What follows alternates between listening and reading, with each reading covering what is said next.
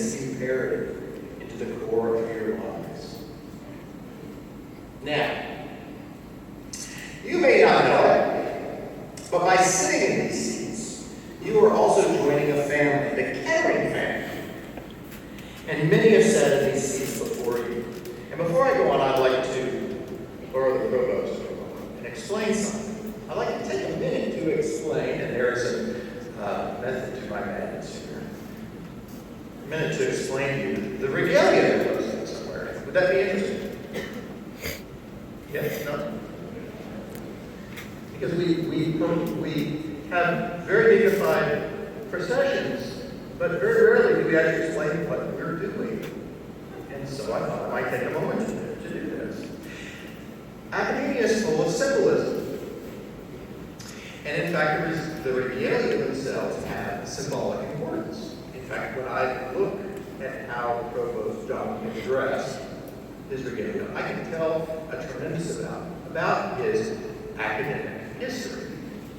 For example, there are 3 major degrees that universities in the United States award. The bachelor's degree, of course, the master's degree, and the doctorate degree. There are other variants of those professional degrees, like doctorates or juris doctorates, but those are the 3 basic degrees. Upon graduation, you will wear, in receiving one of these degrees, you will wear regalia appropriate to the level of the degree. The bachelor's regalia is very simple. The master's regalia is a little bit more formal. It really varies from the bachelor's regalia only in the sleeves and how fancy the sleeves are. But the doctoral level regalia is much more formal. It has the configuration that the provost has, and you see it all us on stage. It has this velvet or front ribbon. But most notable on the sleeves are 3 chevrons. And the 3 chevrons indicate that the provost has received a terminal degree in his discipline, which means a doctorate typically. So I know from looking at it that he has received a doctoral degree. I also see he has a hood. Now the hoods are interesting because much of what we wear in the universities comes down to us from the Middle Ages.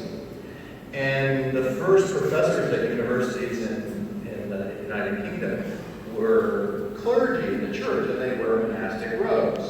And the monastic robes had a hood on them that they typically draped over their. This, the outer fabric of the hood, is different colors. Those are not random. Those have a significance. And the color indicates the degree. Dark blue is philosophy. So I know that he has received a doctorate in philosophy or a PhD. But there are other colors. Business is drab, economics is copper, law is purple, science is yellow, theology is scarlet, engineering is orange. So by looking at the color of the hood, I can tell the type of degree. So if it's 3 chevrons on the sleeve and an orange color on the hood, I know immediately that's a doctorate of engineering. Similarly, or I guess in addition, the interior colors of the hood have a significance. The interior colors actually signify the institution at which the degree was awarded. So I know it by looking at this interior hood. I know he got his PhD at Purdue. I could tell that this is Purdue. Now you notice mine. Can you do that for me, James?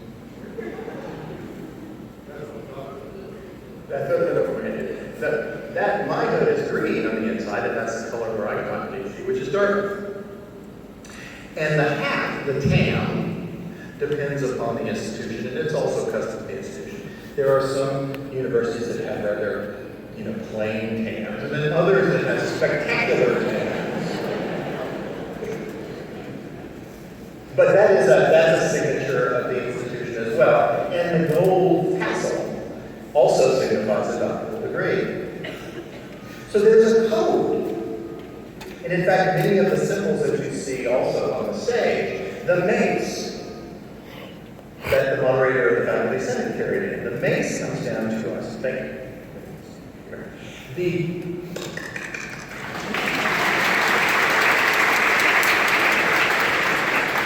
He makes me pay later. The mace comes down to us from the Middle Ages, and it comes down to the symbolism. A knight making his rounds in the kingdom used to carry a mace that was given to them by the king, the queen, symbolizing the authority of the monarch. That the knight came with the authority of the monarch. The mace symbolizes that similarly in the university with respect to the Board of Trustees. I wear a medallion, which is inscribed with the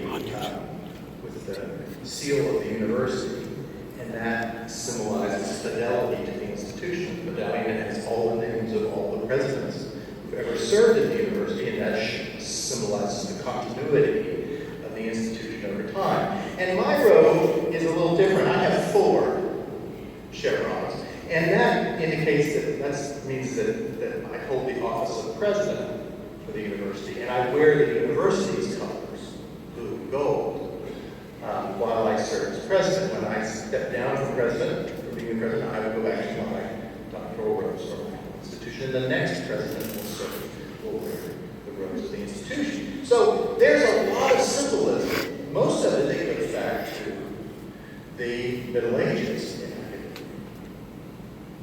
And just as our regalia, the method to the madness here is the regalia actually identify us to people who know how to read the code.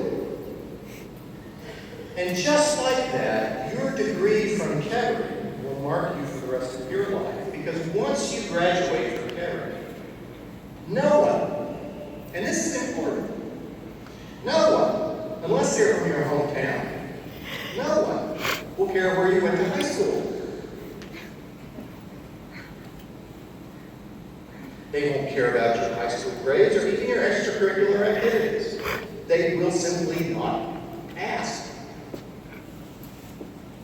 But for the rest of your life, however, people will ask about your college education. Where you went to college, how well you did, what you studied, and how well you can use what you studied and what you learned.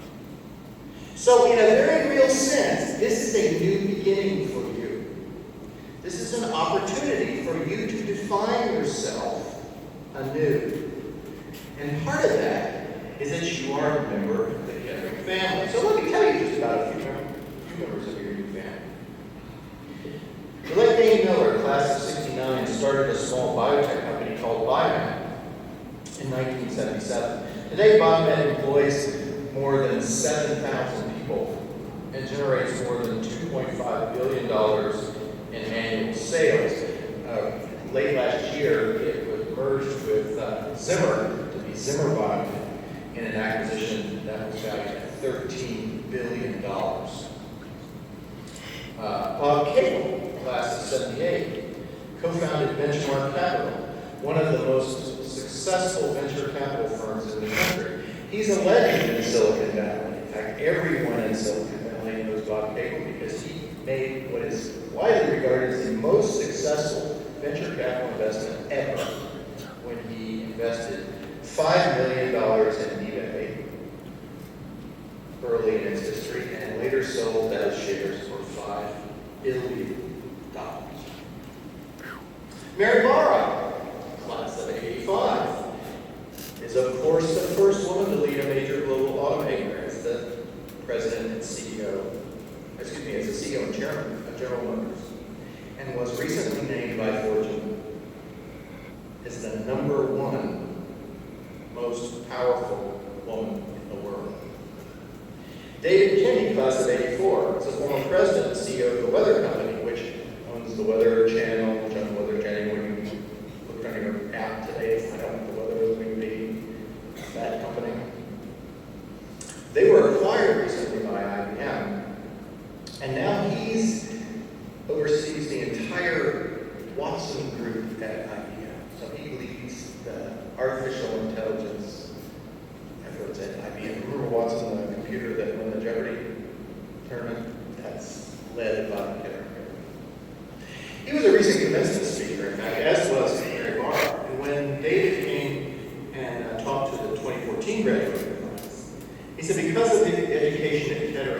that they were going to fundamentally change the world. You are capable of the same. The past CEO and chairman of Merrill Lynch is a Kettering grad. So is the CIO for Walmart. Both the CEO and CFO of Navistar, the CEO and founder of Detroit Labs, the recently retired president and CEO of Delphi, the president of Magna, the CEO of Gibson Guitar, the former CIO of Indian Motor Speedway, the vice president for engineering for Federal Express, and the global president of Old Navy, the Gap's largest unit. These are all Kettering grads. And they sat once where you now sit. And this is just a small sample of Kettering's proven success. These alumni came to Kettering at different times. They graduated from different programs and they pursued different fields. But the one thing that they had in common is that they were prepared to be leaders. They were prepared to be entrepreneurs and entrepreneurs. And their success was Kettering built.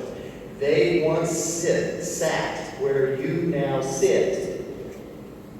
But they cannot fathom the lives that you will lead and the innovations you will drive and the world that you will create, built from the foundation of your Kettering education, a world that will be Kettering built, as you will be too.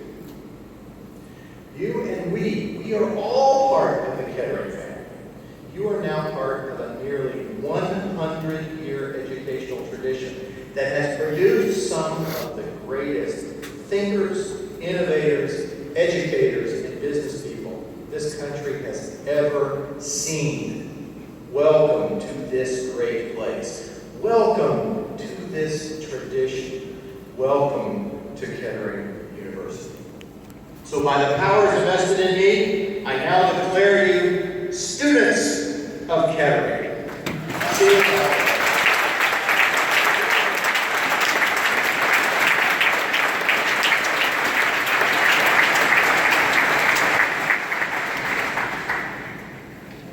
To our new students, on behalf of the entire Kettering community, welcome to our world. To the parents of our new students, many of us know exactly how you feel as you lead your sons and daughters. Starting today, you as parents also are deeply valued members of the Kettering community. Our students are who they are in large part because of the love, time, and energy you pour into their development, and the values you have instilled in them as children. Today is a day when you can relish all that your children have accomplished and reflect on your own roles in their journeys that brought them to Kettering. As hard as it is to lead them here today, you have a wonderful treat awaiting you. You will see them grow into their full potential as educated, independent, and self-sufficient adults. On your way out, please take time to meet the faculty and staff who would like to extend a warm welcome to the class of 2021. Please stand and remain at your seats as the platform party